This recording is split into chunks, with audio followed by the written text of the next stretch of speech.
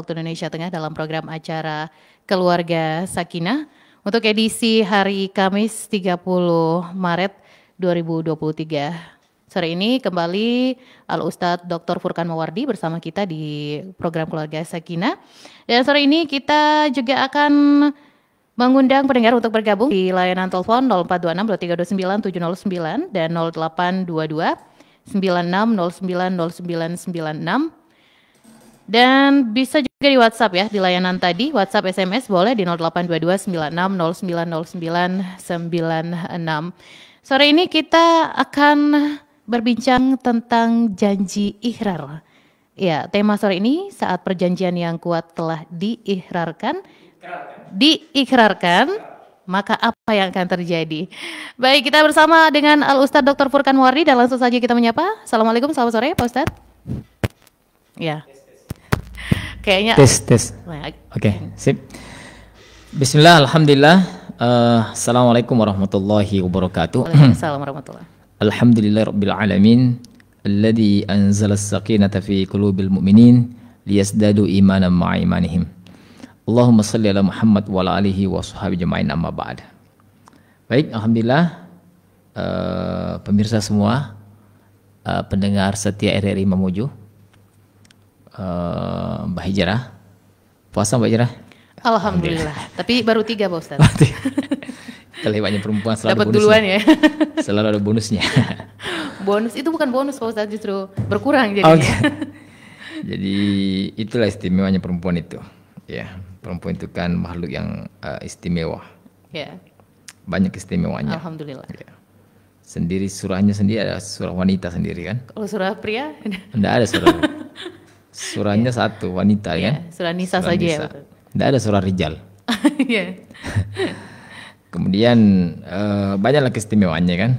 Jadi dan diberi kebolehan untuk diberi keistimewaan untuk melahirkan, mengandung, menyusui kan. Ya. Nah, cuma itu. Ya, ada waktu liburnya dia tidak sholat kan. Ada waktu liburnya tidak puasa kan. Luar biasa ya, memang ya Ustaz. Luar biasa ya. Baiklah. Dan dia menjadi ukuran ya, menjadi ukuran tiangnya sebuah negara untuk kuat. Baik, sudah keberapa nih Ramadan? Ke-8. 8 ya. Ya. Katanya sih baru 7,5 Pak Ustadz. Belum nyampe 8 baik, katanya. Ya. Saya kira menarik kita punya perbincangan. Kita sudah tahapannya sudah beberapa waktu yang lalu sudah ta'aruf ya, dengan pertemuan berkali-kali ya, ta'aruf kita dengan prosesnya, tahapannya.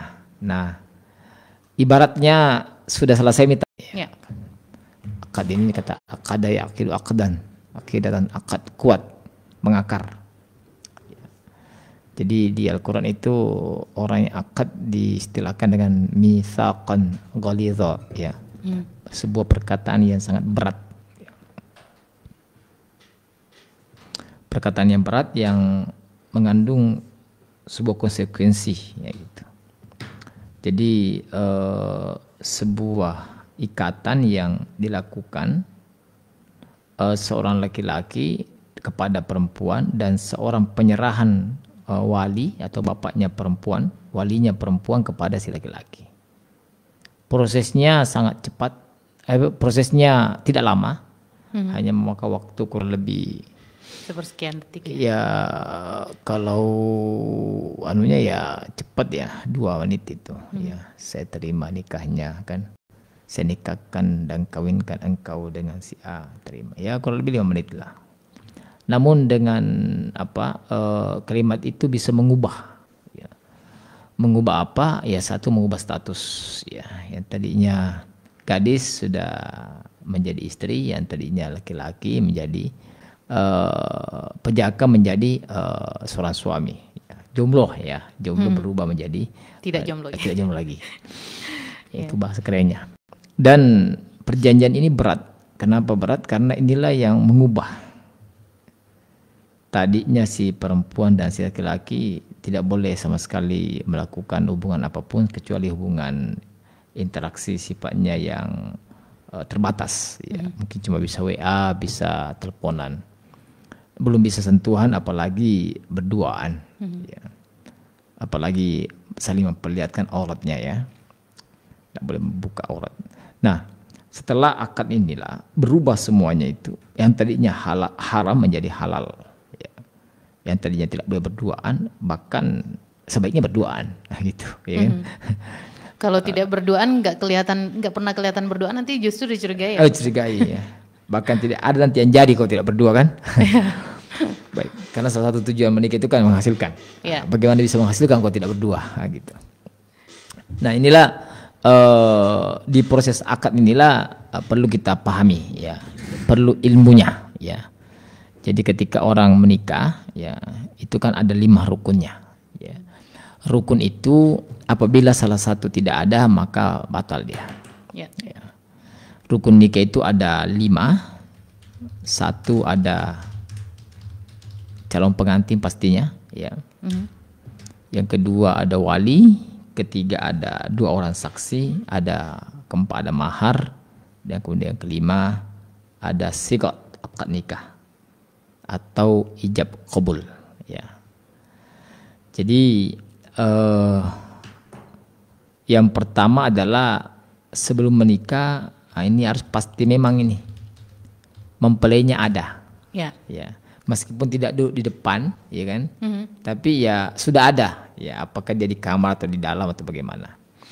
Karena ada peristiwa itu datangi semua penghulu, datangi tamu, datangi saksi, ternyata yang mau menikah tidak datang. Ya. Nah, maka dipastikan yang hadir ini 2 mempelai jelas semua telah melalui proses yang sempat kita bahas berpekan-pekan itu, ya.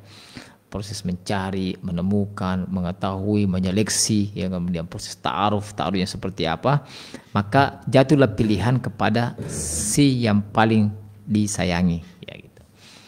Jadi kemudian 2 mempelai ini ada wali, ya.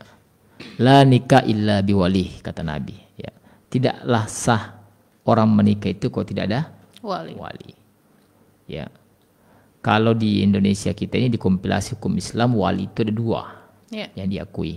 1 wali nasab, kedua wali hakim. Nah, gitu. Ya. Jadi wali murid tidak masuk ya. Apalagi wali kelas. Wali kelas ya, Ustaz. Dalam konteks nikah maksud saya ya. Jadi kalau wali murid, wali kelas ya itu dalam konteks sekolah ya. Nah, wali nasab ini juga perlu ya, la nikah illa biwali. Beberapa pertemuan yang lalu kan ada pertanyaan begitu. Masih ingat ya? Ada perempuan menelpon itu. Tidak tanpa wali. Ya, nikah tanpa wali. Gimana ceritanya? Ya, bahkan diambil wali dari keluarga laki-laki. Itu kan tidak sah. Ya, tidak sah nikah. Nah inilah masuk pembahasan kita. Waktu itu kan kita masih membahas tentang proses ya pencarian pencarian pasangan. Nah ini wali ini ada berapa? Ada wali nasab ya. Pertama itu adalah bapak, jadi jalur bapak. Ya. Jadi wali itu tidak ada dari jalur ibu. Ya. Dan wali itu harus laki-laki. Ya. Jadi ada bapak ya atau kakek. Kakek itu ya bapaknya bapak. Ya kan? Oh, bapaknya ibu nggak bisa ya Pak Ustaz? Bapaknya ibu nggak bisa. Ya. Yang dari jalur bapak itu wali. Ya. Yang kedua saudara laki-laki sekandung atau seayah. Jadi saudara laki-laki sekandung. Saudara laki-laki bapak? Saudara laki-laki artinya saudaranya si perempuan yang laki-laki. Ya. Ya, jadi kalau Bajra saudaranya, nah gitu kan, yang laki-laki sekandung. Ya, atau seayah. Saudara bapak laki-laki sekandung atau saudara bapak arti paman. Nah saudara ibu tidak masuk. Ya, jadi tidak ada wali dari jalur ibu. Kemudian anak dari saudara bapak laki-laki sekandung atau seayah. Anak dari saudara bapak laki-laki. Sepupu ya? Sepupu laki-laki. Sepupu laki. Dan saya yakin dari 4 ini masa tidak ada. Ya. Urutannya ya. Urutannya bapak atau kakek, kemudian saudara laki-laki sekandung. Nanti kemudian berhalangan, barulah memakai itu. Nah sementara konteksnya, realitanya di masyarakat kita kan terkadang wali sendiri meskipun ada bapak itu dia kurang pede menikahkan anaknya. Ya. Lalu diganti dengan wali hakim. Dengan berbagai sebab dan alasan ya. Gugup. Dia begitu menikahkan merasa nggak kuat karena terharu, ya kan, nangis, gitu kan.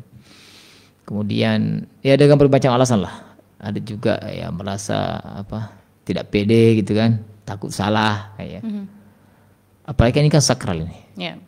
Jadi sebuah peristiwa yang langsung disaksikan oleh Allah, didoakan oleh malaikat. Ya.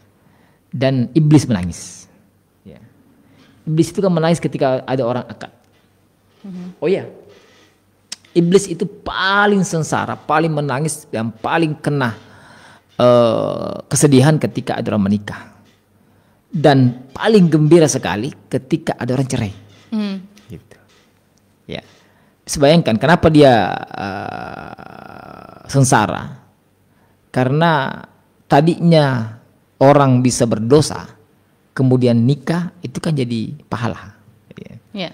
Jadi seorang laki-laki perempuan berduaan, apalagi pegang-pegang itu kan dosa terus itu. Yeah. Ya.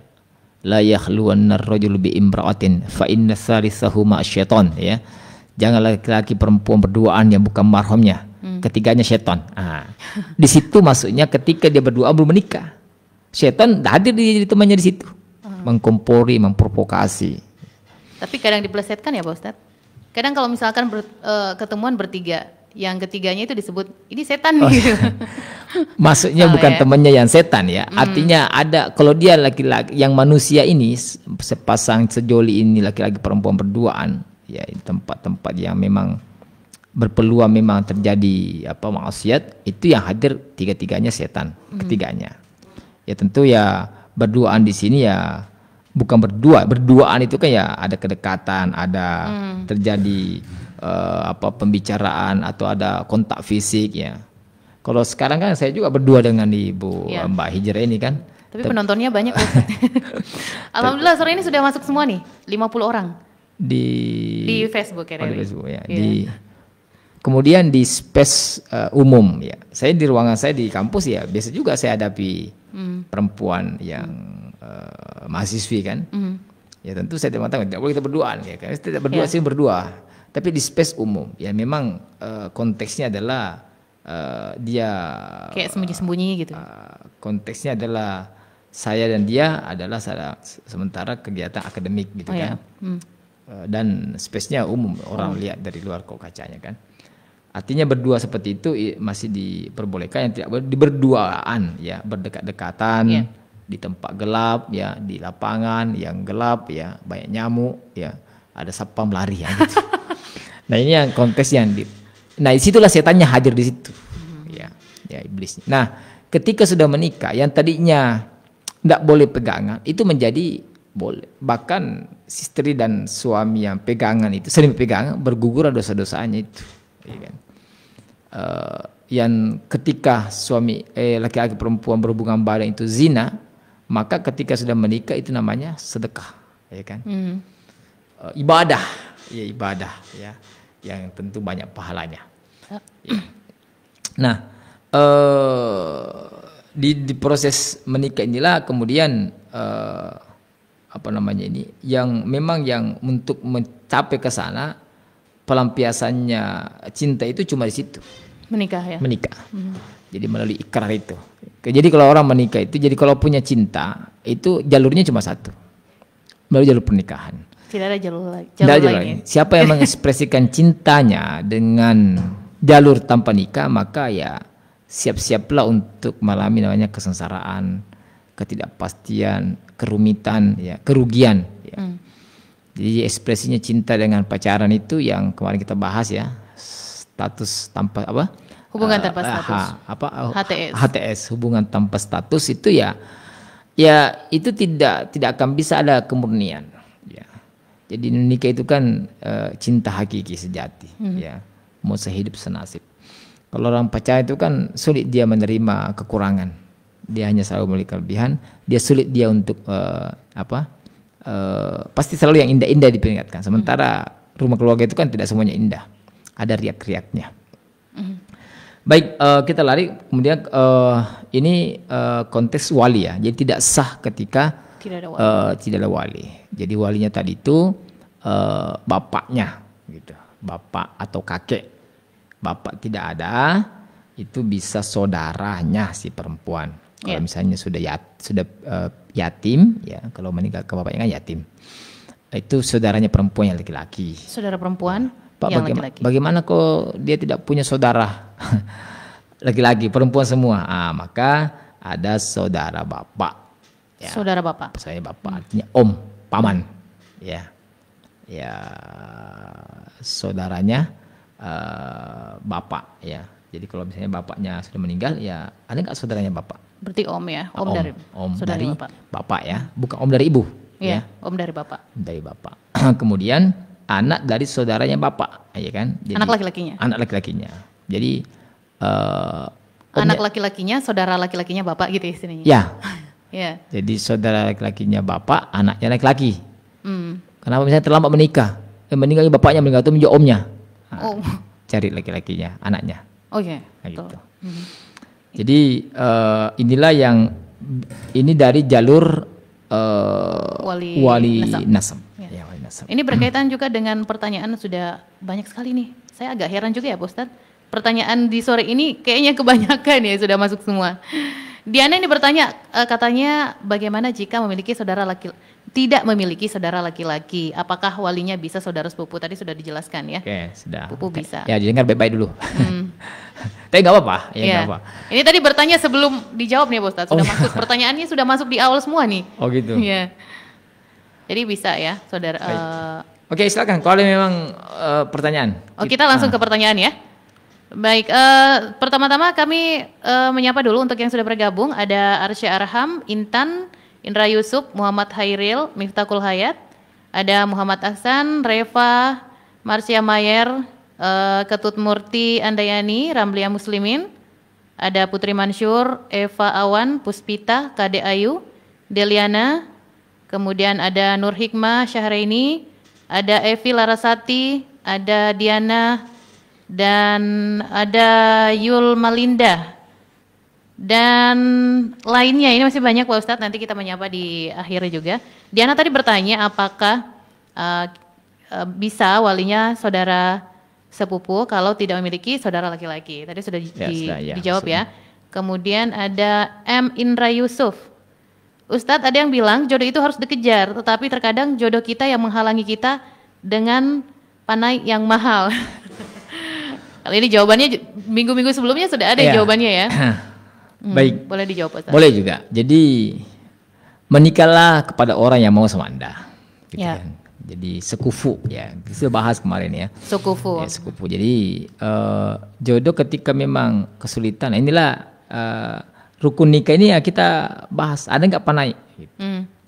Jadi rukun nikah itu 2 mempelai, wali, 2 orang saksi, mahar dan ijab kabul. Ingat ya, rukun itu orang kalau sudah melaksanakan sah. Tapi ada yang salah kaprah istilahnya ya, disamakan antara mahar dengan panai gitu. Oh beda ya. Jadi mahar ini ya memang disebutkan ketika proses ijab kabul itu ya. Ibnu Taimiyah mengatakan ini harus disebutkan. Ya meskipun ada beberapa ulama mengatakan tidak harus, tapi idealnya disebutkan. Maharnya. Disebutkan. Misalnya karena mahar ini kan pemberian yang memang miliknya perempuan. Ya, milik perempuan. Kalau kita lihat kan panah itu kan hanya sifatnya untuk dipakai pesta. Walimahan, pesta itu bukan rukun. Itu bagian dari syiar saja. Ya, dia mau adakan walimah silakan, walimahnya seperti apa silakan, selama walimahannya itu tidak melanggar syariat silakan. Walimahan atau pesta tadi itu sebenarnya pesta. bukan rukun, tidak masuk rukun dia. Dia bagian syiar. Syiar yang menandakan bahwa ada orang yang telah menikah dan tujuan utamanya adalah satu supaya terhindar dari fitnah. Gitu. Bahkan perlu ada bunyi-bunyian kan, gendang semua. Namun itu kalau kita dikontekskan saat ini ya itu sebenarnya bisa terwakilkan dengan kemajuan media sosial saat ini. Ya. Ya kan? Media sosial saat ini kan jangankan di daerah kita. Ya. Nun jauh di sana, teman saya di Jawa menikah. Dia share di grup yang isinya 250 orang. Ya, bahkan sekarang sudah di-share gambarnya akan menikah ya. Bahkan saat ini sudah ada langsung ucapan terima kasihnya, ucapan doanya. Bahkan sudah ada langsung nomor rekeningnya. Ya kan? Silakan ya bagi yang berminat. Bagi yang mau memberikan sumbangan dan seterusnya. Artinya apa? Dengan kemajuan teknologi bahwa tujuan orang mengadakan walimahan itu sebenarnya terwakilkan itu. Ya. Alhamdulillah telah terlaksana akad nikah kan. Si A dan si B dengan lancar. Mohon doanya semoga menjadi keluarga mawaddah warahmah sakinah. Jadi kalau uang paniknya mahal, ya berarti cari yang sekufu. Ya. Sekufu itu yang sama pikiran, sederajat gitu ya. Mic-nya mati Pak Ustadz. Jadi begini. Ya, sini. Itu kan. Ya, bagian sini ya Pak Ustadz. Ya. Tes. Oh, ya. Kita lihat apa sih tujuannya panah itu. Ya. Ingat ya, kita melaksanakan perintah Allah itu jangan sampai kita juga melanggar perintah Allah. Ya. Nikah itu adalah sunnah Nabi yang utama. An-nikahu sunnati faman raghiba an sunnati falaysa minni. Kan begitu kan lebih. Yeah. Nikah itu adalah sunnahku dan siapa yang tidak melaksanakan sunnahku maka bukan golonganku. Falaysa minni. Namun dalam konteks melaksanakan sunnah Nabi kita juga tidak boleh melanggar juga perintah Nabi yang lainnya. Yeah. Ketika misalnya walimahan itu hanya gaya-gayaan, apalagi sombong-sombongan, ya kan? Supaya kelihatan mewah-wah. Setelah itu menikahnya cukup lama, mulai pagi sampai sore ya. Ada kemarin orang menikah, saya tanya jam berapa sholat duhurnya, enggak sholat ya kan. Gara-gara ya terlalu lama di pelaminan gitu, hadirin tamu. Belum lagi mungkin nanti kalau makannya banyak mubazir apa semua. Ini kan semua justru melanggar kita punya syariat ya. Nah gitu. Jadi maksudnya begini, konteks tujuan adakan pesta kemudian hanya untuk mensiarkan itu terjawab dengan sekarang kemajuan teknologi dan adanya media sosial. Artinya apa? Bagi saya mengkonteskan saat ini itu pesta atau walimahan itu tidak terlalu substansi. Kenapa? Substansinya sudah terjawab. Contoh kecil, waktu Corona, ya. Banyak sekali orang menikah tanpa perlu pesta. Ya, dia cuma datang kan tidak boleh berkumpul ya. Namun orang-orang keluarga pun tahu dia menikah. Jadi saya punya beberapa sepupu itu dia cuma menikah di KUA, ya. Kemudian di-share di grup keluarga ya, karena keterbatasan kita dibatasi dengan tempat tidak boleh berjumpa. Dan mohon doanya Adinda ini sudah melaksanakan pernikahan hari ini dan sebagainya, mohon doa restu. Semua sudah mendoakan di grup itu. Kalau ada yang tidak punya WhatsApp atau Facebook kan disampaikan sama yang ada di dalam grup itu ya. Dan saya kira tidak ada yang tidak punya sekarang ini kecuali orang tua memang ya. Iya. Tinggal disampaikan kepada orang-orang tua yang tidak memiliki sosial media tadi ya Pak Ustadz. Sama anaknya. Jadi maksud saya begini, itu tujuannya untuk tersiarkan itu terjawab sudah. Yeah. Kedua, syiar dan mengundang orang untuk doa, ya kan? Justru kalau cuma hadir di pesta, amin. Kalau di WhatsApp kan, ada ayatnya, ada doanya lengkap dengan tangannya, dengan ayatnya kan? Ini kan kalau datang dia imamnya berdoa, dia lagi asik makan, aja merokok, makan apa semua kan? Padahal undangannya kan bukan datang makan. Untuk memberikan ridho, restu. Diundang kehadirannya untuk mendoakan restu. Tapi kalau di media, di Facebook, di WhatsApp, dimanapun itu kan justru doanya itu mantap-mantap itu, ya kan? Aminnya pun amin, ada tangannya itu kan. Doanya lengkap, ada gambarnya, ada macam-macam lah. Kayak lebih afdol ya. Bakal ada yang kasih musik itu kan. Barakallahu lakum wa.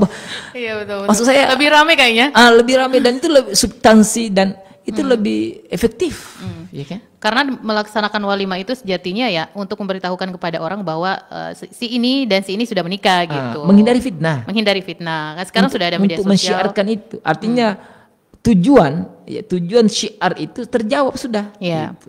Jadi kalau misalkan Indra Yusuf ini ada yang hendak dinikahi, uang paneknya mahal, maka carilah yang lebih mudah gitu ya.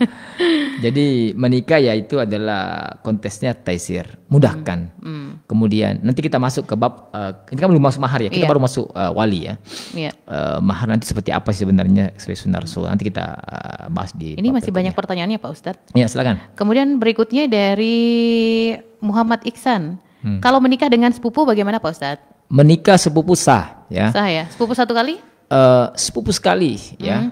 Jadi yang tidak boleh itu adalah kita tidak boleh menikah dengan saudara mahram. Ya. Om bagaimana Pak Ustaz? Mahram. Ya. Jadi mahram itu terbagi dua. Ada mahram selamanya, ada mahram sementara.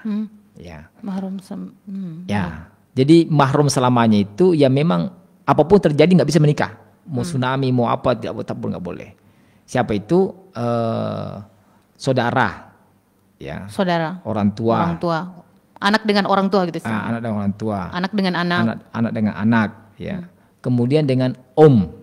Om ya. Om dari semuanya. Dari ayah dan ibu ya. Ya dari ayah dan ibu, paman ayah paman ibu. Ya kalau laki-laki ya tantenya, kalau perempuan ya omnya. Gitu berarti saudaranya ibu atau saudaranya bapak tidak boleh? Iya tidak boleh. Itu namanya ponakan, kemenakan. Kalau amure. Sepupunya ibu atau sepupunya bapak? Jadi kalau sudah sepupu, ya itu sudah bisa. Ke bawahnya makin bisa. Ya. Misalnya saya dengan Bajira saudara, ya kan? Saya punya anak laki-laki, ya, ganteng, gitu kan, lebih ganteng dari bapaknya, gitu kan? Ya, pasti berhasil ya. Bajira punya anak, ya kan, perempuan, ya, secantik ibunya, gitu kan? Lebih cantik mungkin dari ibunya. Oh, cantik berarti sukses. Nah, saya tidak boleh menikah itu. Dia mahram saya, si anaknya Mbak Hijrah kan. Mbak Hijrah tidak menikah juga anak saya. Kenapa? Ya ponakan. Karena ini mahram. Tapi si anak saya dengan si anaknya Mbak Hijrah itu sudah sah menikah. Bisa menikah. Ya. Ke bawahnya itu makin bisa. Ya, artinya inilah batas palingnya, paling dekatnya. Jadi itu. Baik, terjawab. Pak Ustadz masih ada? Mahram. Jadi itu mahram selamanya. Selamanya. Ya. Mahram sementara siapa? Mahram sementara. Jadi dia mahram tidak selamanya. Siapa ya, Ustaz? Makanya ini. Kayak belum pernah saya pelajari ya. Mahram sementara itu saya misalnya, saya punya istri kan. Ya. Istri saya itu punya adik perempuan atau kakak perempuan. Ya. Maka adiknya istri saya atau kakaknya istri saya yang perempuan itu mahram saya sementara. Artinya dia haram sementara saya nikahi. Karena saya sementara berstatus punya istri, ya ipar. Iya, jadi ipar itu mahram sementara, ya, tidak boleh. Jadi kenapa tidak boleh dinikahi seorang perempuan bersamaan bersaudara? Ya, kecuali dua sudah meninggal misalnya, ya kan, barulah boleh. Jadi sementara. Atau sudah cerai gitu? Cerai. Tapi kalau cerai kan kebangetan sama sudah cerai mau lagi. Keluarganya ya. Kayak saudaranya sudah cerai. Biasanya kan ternyata meninggal ya. Iya. Meninggal kemudian tadinya mahram, haram ya. Sementara karena meninggal maka boleh. Siapa lagi mahram sementara? Ayah tiri ya, bukan? Ayah tiri bukan ya? Bukan, mahram sementara itu adalah istri orang. Istri orang? Istri orang. Oh iya kan tidak boleh dinikahi. Ya enggak maksud. Kan tidak boleh dinikahi istri orang. Tapi kalau suaminya meninggal atau cerai kan janda dia. Iya. Boleh kan dinikahi? Ini nanti kita bahas ketika orang-orang yang sah dinikahi gitu. Tapi karena ini masuk pertanyaannya berarti itu. Baik, ada yang bergabung di layanan telepon, kita menyapa dulu Pak Ustadz. Halo. Halo, assalamualaikum, selamat sore. Waalaikumsalam. Iya, dengan Pak Aceh ya? Anak muda di Kumbalolo. Ya, anak muda di Kumbalolo ada yang mau disampaikan? Assalamualaikum Ustaz. Waalaikumsalam. Terus sehat Pak Kece. Begini Ustaz ini. Ya. Berapa lama itu kalau ada di antara suami istri ini misalnya meninggal berapa lama lagi baru bisa nikah lagi itu. Oke. Oh Di iya. antaranya itu Ustaz. Iya, baik. Ada lagi? Ada yang bisa dimenangkan. Ya, saya mengganti. Saya malah saya ini kewajiban lagi. Mhm. Ya, Itu. terima kasih. Ya, terima Ya. kasih Pak Kace. Baik. Orang yang meninggal, jadi berbeda antara istri dan suami. Ya. Oh, beda ya. Beda. Kalau istri meninggal suaminya, tidak bisa langsung menikah. Mhm. Dia harus selesaikan dulu masa iddahnya. Mhm. Ya, ditambah 10 hari. Iya. Ya, jadi masa iddah itu adalah 3 kali suci. Salah satu kuru, ya kan? Haid, suci. Haid, suci. Haid, suci. Baru boleh. Kenapa begitu? Ya begitu tentu Al-Quran. Ya, kalau dia meninggal maka ditambah 10 hari. Berarti bukan 40 hari ya Pak Ustaz ya? 3 kali suci. Karena Ya, kalau sucinya suci orang kan biasanya beda-beda. Iya. Paling cepat itu 27 hari sih. Siklus 27 hari. Ya. Berarti 3 kali Nggak, 27 hari. haidnya orang kan ada yang sepekan. Oh, oke. Ya. Hitungannya haid. Haid, suci, haid, suci, Iya. haid, suci. Iya, haid suci kan maksudnya itu hitungannya ada yang sebulan gitu. Sekali sebulan. Setelah Ya, sebulan betul. haid baru haid lagi gitu. Betul, betul. Berarti salah ya anggapan orang yang mengatakan 40 hari gitu. Setelah kematian suami misalkan. Ya itu hitungan hitungan kalkulasinya, gitu. Salah satu kuruk ya 3 kali suci kan berarti kan kalau dia 40 hari. berapa itu kalau 3 kali suci? 3 bulan dong. 3 bulan. 3 bulan, 90 hari. 3 bulan 10 hari. 3 bulan 10 hari. Jadi haid sudah haid dia suci. Iya. Nah, kemudian haid lagi. Iya. Berikutnya lagi kan berarti bulan berikutnya. Iya. Nah, seperti itu sampai 3 kali. Hmm. Nah, kenapa begitu? Ya banyak. Itu pertama teksnya begitu ya. Jadi perintah Al-Quran, jadi ketika ada meninggal seorang istri maka dia menunggu masa haidnya. Kemudian kalau pendekatannya, banyak pendekatannya ternyata. Jadi ternyata laki-laki, perempuan itu akan dinyatakan bersih rahimnya itu tidak punya jejak itu ketika 3 kali suci. Yang repot kan kalau dia belum, Iya. kemudian dia menikah, ternyata masih ada bibit di situ mantan suaminya. Ternyata ketika pendekatan medis, perempuan itu dianggap suci betul, bersih betul itu dan siap diisi kembali ketika tadi itu 3 kali 3 suci. kali suci ya. Belum kepada faktor psikologinya juga. Ternyata perempuan itu nggak bisa langsung melupakan, Iya. ya kan? Oh, berarti laki-laki bisa ya, Pak Ustadz? Kalau laki-laki bisa ya? Laki-laki meninggal istrinya pagi ini, sore bisa langsung menikah. Iya. Tapi ya hukumnya seperti itu. Ya, Kalau sudah jadi laki-laki tidak punya masa iddah. ya betul. Ya, jadi Pak Kace nggak punya masa iddah, ya. Iya. Jadi Ahmad bin Hambal itu, salah ulama besar itu, Iya. dia meninggal istrinya pagi, dia menikah sore. Ditanya kenapa ya Syekh? Saya tidak mau lewati satu malam dalam kondisi sendirian. Atau mungkin ditakutkan bersedih gitu. Sedih. Dan memang secara pendekatan psikologinya, saya kan waktu dulu belajar holistik ya, artinya bagaimana apa sih alasan-alasan itu? Ternyata memang beda. Jadi laki-laki itu dia nggak kuat laki-laki itu nggak kuat sendiri dan mudah melupakan dan memang dia nggak kuat sendiri.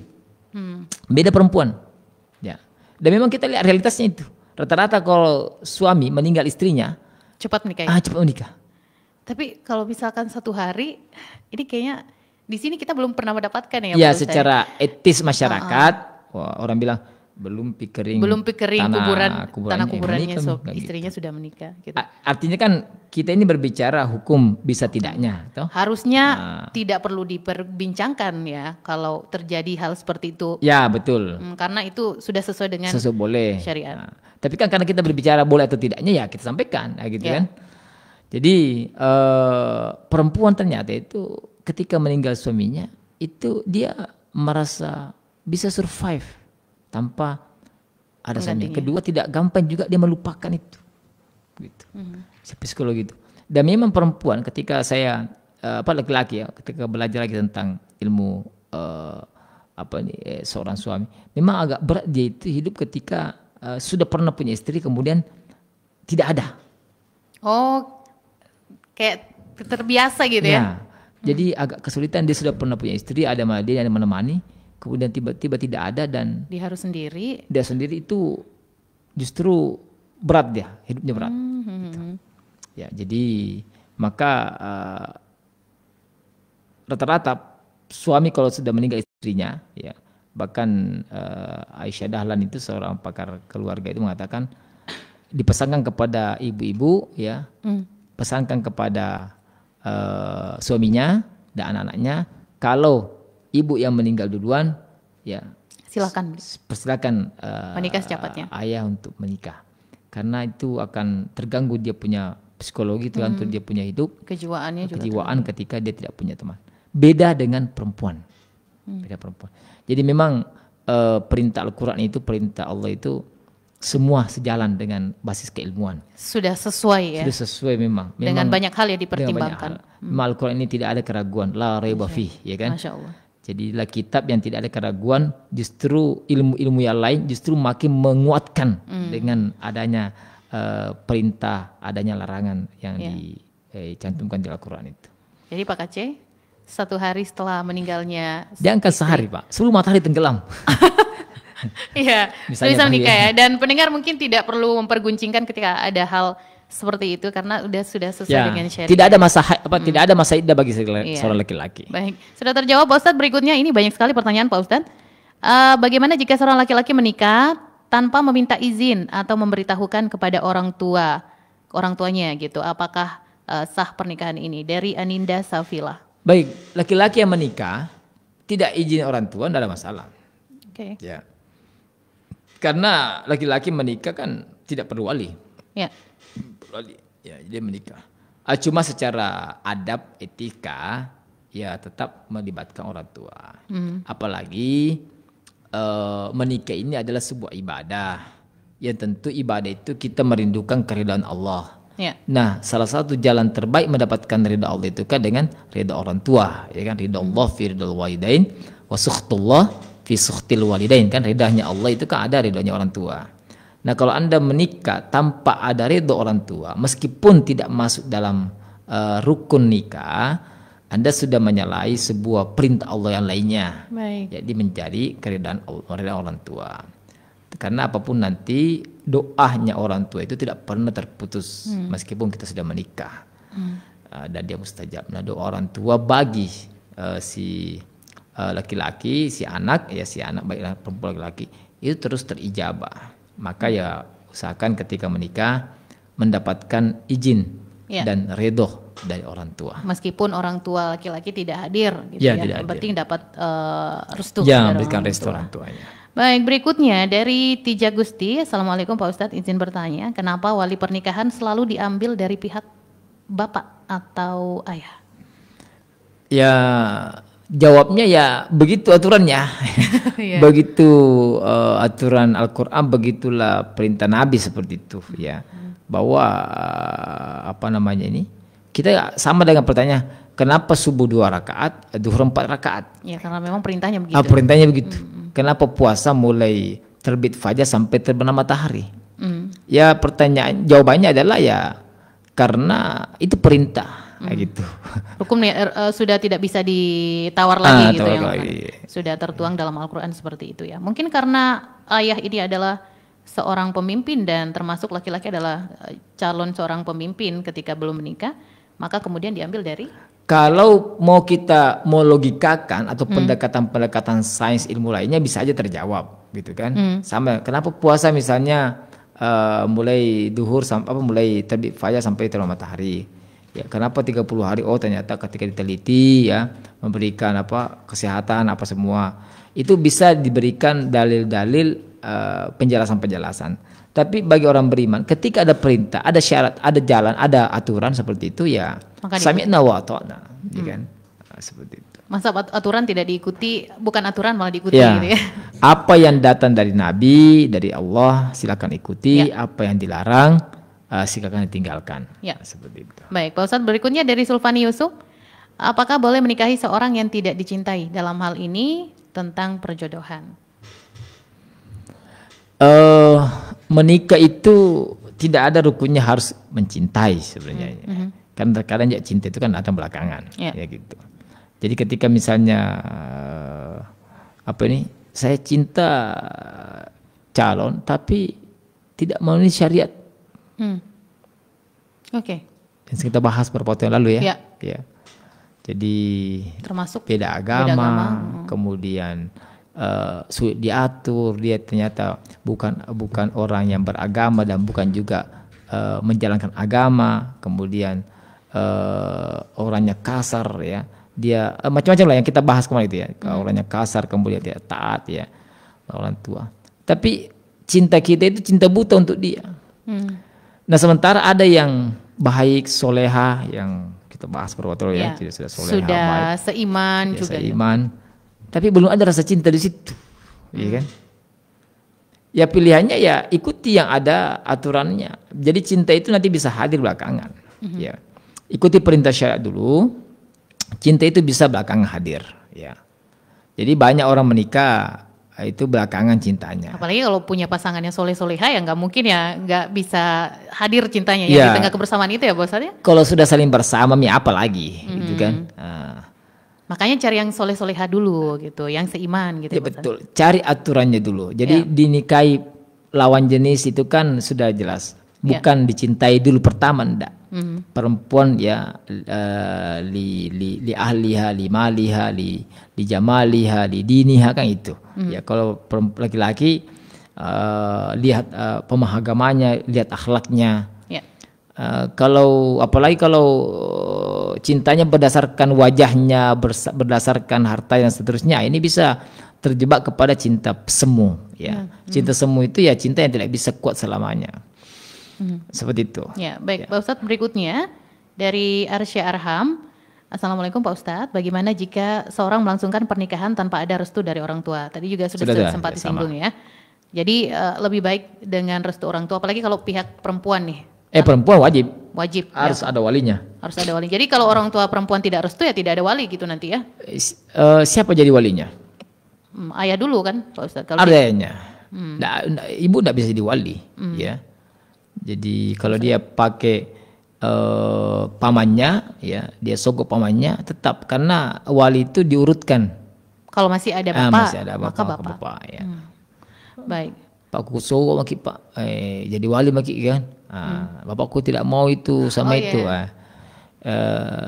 Tentu tidak. Jadi diurutkan ya. Jadi urutannya ya paman belum bisa ketika bapak masih ada, kecuali paman yang bapak menyerahkan kepada paman dengan ridho misalnya, karena dia sakit, dia tidak bisa bicara. Karena kan wali itu kan dia punya syarat ya. Pertama wajib Islam ya, seagama. Kedua balik ya. Meskipun ada saudara kita laki-laki ya, tapi dia masih kecil, itu nggak memenuhi syarat itu. Ya. Karena belum balik ya. Bapak sudah meninggal, gitu kan. Om tidak ada adik nggak bisa. Karena kan? belum balik. Ada sepupu sudah balik, itu yang dapat. Sepupu dari saudaranya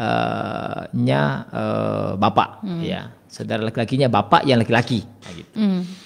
Kemudian berakal sehat, ya. Berakal sehat ini adalah mampu membedakan mana benar mana salah. Kemudian laki-laki, ya laki-laki. Kemudian adil, ya adilnya mampu membedakan mana tidak ada yang dirugikan antara laki-laki maupun perempuan. Artinya bahwa kalau tidak ada restu dari orang tua, ini dua-duanya ya tidak bisa ya Pak Ustadz ya? Jadi dimintakan restu. Jadi inilah biasanya terjadilah nikah siri, kayak gitu. Dan banyak yang terjadi seperti itu. Nikah siri yang sebenarnya tidak sah. Jadi nikah siri itu ada dua. Ada nikah siri sah, ada nikah siri tidak sah. Nikah siri yang tidak sah, yang sah itu yang tak memenuhi rukunnya, cuma dia tidak tercatat di KUA, kantor urusan agama, kantor urusan agama, tidak mendapatkan kartu nikah. Nah sementara kalau kalau siri dan tidak memenuhi rukun itulah yang tidak sah. Siapa itu ya wali nambet wali imam apa wali imam kampung ya. Oh ya, benar. Apalagi Bukan wali nasab ya. Bukan wali nasab, bukan wali hakim ya. Apalagi wali imam kampungnya kemudian itu dibayar kan. Hanya memenuhi hasratnya, apalagi kalau memang cuma kontrak ya. Itu semua yang tidak sah itu. Ya. Baik. Pak Ustadz, berikutnya dari Evi Larasati, apa saja yang perlu ditanyakan sebelum menikah? Tadi ini sebenarnya pembahasannya sudah minggu-minggu kemarin ya. Boleh dilihat lagi di Facebook RRI. Betul. Untuk pembahasan kita di minggu-minggu sebelumnya itu sudah panjang sekali. Dilihat di video Facebook sebelum-sebelumnya. Iya, dengan temanya yang sudah terbahas. Iya. Kemudian ini kan terkurikulum kita ini sebenarnya. Jadi kayaknya baru pada masuk nih Pak Ustadz, sampai 50 orang baru masuk semua. Berkah Ramadan. Masya Allah. Dari Nur Hikmah Ulfayanti berikutnya, Pak Ustadz katanya jodoh itu adalah cerminan diri. Nah kalau kita jelek, berarti jodoh kita jelek juga dong. Baik, cerminan di sini bukan fisik ya, bukan fisik ya, lebih kepada kualitas, lebih kepada isi ya. Jadi cerminan di sini adalah ketika dia baik ya, wal muhsinina wal muhsinat wat thayyibina lit thayyibat gitu kan. Jadi orang baik itu dapatnya baik ya kan? Jadi bukan berarti di sini baik sempurna semua, enggak. Justru jodoh itu sebenarnya berlawanan. Berlawanan. Ya. Jodoh itu kan pertama jadi sudah berbeda, ya kan? Ya. Sudah berbeda jenis, laki-laki dan perempuan. Gitu. Jadi jodoh itu tidak sama. Ya, kalau jodoh itu sama, wah repot itu, ya kan? Jadi beda, jodoh itu beda. Kedua, Allah memasangkan itu memang saling, jadi menikah itu bukan menyamakan semua, tapi melengkapi. Melengkapi. Jadi arti dari jodoh cerminan diri itu sebenarnya? Ya lebih kepada ukuran kita dalam memandang sholat. Misalnya kalau rajin sholat itu biasanya dia baik sholatnya, gitu. Kalau dia rajin tahajud itu biasanya juga ketemu yang rajin tahajud. Cuma aspek-aspek yang lain itu kadang berbeda. Ya. Contoh ya, biasanya kalau suaminya pendiam, itu biasanya cerewet, gitu. Itu kan. Ya. Jarang ada itu dua-duanya pendiam, gitu. Satunya agresif, ya satunya tidak, gitu kan. Karena Allah menghadirkan melengkapi, gitu. Bukan yang melengkapi yang dompleng ya. Misalnya soleh betul itu kan. Kemudian dapatnya jodoh yang pakainya bikini gitu kan, itu kan enggak. Terlalu jumping. Ya, terlalu jumping. Jadi cerminan di sini adalah cerminan kepada konteks ke kualitas keagamaannya, kualitas akhlaknya. Namun ada sisi lain yang tidak bisa juga cerminan pas. Ya. Itulah tadi sisi saling melengkapi. Gitu kan. Ini ada yang menyorot tentang kisah Asia dengan Fir'aun gitu. Kalau kita mengacu tadi pada istilah jodoh adalah cerminan diri, kemudian Fir'aun memiliki seorang wanita istri yang soleha gitu. Baik. Di Al-Quran itu Allah berikan beberapa kisah itu sebenarnya memberikan ibrah bahwa ada istri suami yang memiliki istri yang baik, gitu kan? Ada juga orang baik istrinya jahat. Ya. Jangankan orang baik, kelas Nabi. Ya. Nabi Nuh itu kan Nabi. Ya. Ya. Anaknya Kan'an, istrinya siapa namanya, itu kan semua durhaka. Ya. Melawan Nabi. Jadi artinya apa? Kadang kita akan melihat, wah kalau Ustadz Mi itu kan pasti baik istrinya, gitu kan? Yeah. Baik anaknya. Yeah. Anda. Ya. Jadi dirimu, tapi ketika anakmu nanti meskipun dia anakmu, tapi ketika dia melawan perintah Allah itu sudah tidak ada lagi urusan di situ. Ya, engkau adalah engkau, kamu adalah aku adalah aku, gitu. Jadi istrinya bahwa akan ada, jadi Nuh dan istri dan anaknya itu kan cerminan. Ya, bahwa bisa aja berbeda memang. Fir'aun dengan Aisyah, ya Asia, itu adalah cerminan bahwa ya orang jahat. Ya kemungkinan juga ada dia punya istri baik kayak gitu. Dan itu bisa terjadi kayak gitu. Artinya secara konteks ya bahwa kehidupan kita itu kadang terhadapkan dengan situasi-situasi memang yang tidak bisa kita jangkau dengan jangkau akal ya. dengan pas bahwa gini seharusnya. Betul Namun dah. yang kedua, tidak sedikit juga kisah bahwa memang ada orang yang tadinya jahat, Allah pasangkan dengan istri yang pasangannya yang baik, justru dia akan menjadi baik, gitu kan. Berapa yang preman justru mendapatkan istri yang baik, ya kan? Ya itulah Allah jodohkan bahwa itulah yang terbaik. Jadi tidak baik hari ini belum tentu tidak baik untuk selamanya. Dan terbaik hari ini itu belum tentu terbaik untuk selamanya. Ya. Saya punya teman banyak itu ya. Terakhir kemarin di Makassar itu ya. Ada tetangga nggak betul itu ya. Dia rajin sekali sholat. Rajin ke masjid ya. Orangnya hijrah. Nah, istrinya belum bisa. Diberi jilbab sama saudara saya itu, dia nggak mau pakai jilbab dia. Panas lah seterusnya. Apa yang terjadi? Ya ini suaminya nggak putus asa, ya berdoa, mendoakan, mengingatkan. Yang tadinya tidak mau pakai jilbab kepanasan, sekarang jilbabnya bukan cuma jilbab, pakai cadar malah, gitu kan? Anak-anaknya hafiz Quran jadi imam, begitu. Ada nilai dakwah di situ, ketika Allah menjodohkan seperti itu. Jadi ya itu bukan sebuah kesalahan, ya. Ketika Allah memberikan, yakinlah itulah yang terbaik. Kayaknya lebih tepat jodoh itu rahasia Tuhan ya. Jodoh rahasia Allah. Rahasia Allah. Dan yakinlah kalau Allah memberikan, yakinlah itulah yang terbaik. Ada sesuatu di balik semua itu ya yang Betul. diberikan. Baik, Pak Ustadz, berikutnya ini masih banyak sekali pertanyaannya Pak Ustadz. Dari Anggi Nuralini, Assalamualaikum, ingin bertanya bagaimana cara meyakinkan orang tua bahwa seseorang yang kita pilih sudah tepat dengan kriteria kita. Artinya ada perjanjian yang kuat di dalamnya, sedangkan orang tua masih belum yakin dengan pilihan kita. Baik. Susah ini. Itulah kita sudah bahas kemarin. Jadi tetap harus ada diskusi dengan orang tua. Jadi sampaikan semua terkait, jangan langsung bahwa saya punya jodoh, saya punya pasangan ya. Sampaikan gambaran dulu kepada orang tua terkait kriteria-kriteria calon yang baik ya. Diberikan ilmunya, disampaikan, Pak, kalau Anda laki-laki sampaikan ya. Seperti ini harusnya. Seperti ini loh kriteria wanita yang istri yang soleh, istri idaman sesuai Nabi gitu.